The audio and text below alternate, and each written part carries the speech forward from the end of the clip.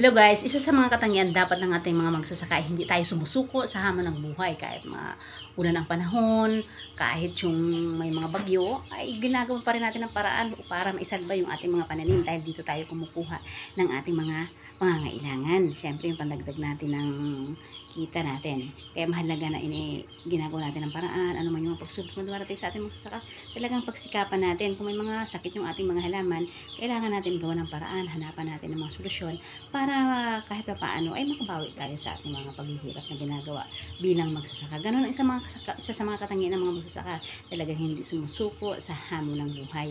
Ito nga po pala guys ay nakapagpa-anim na anim na namin ng sili.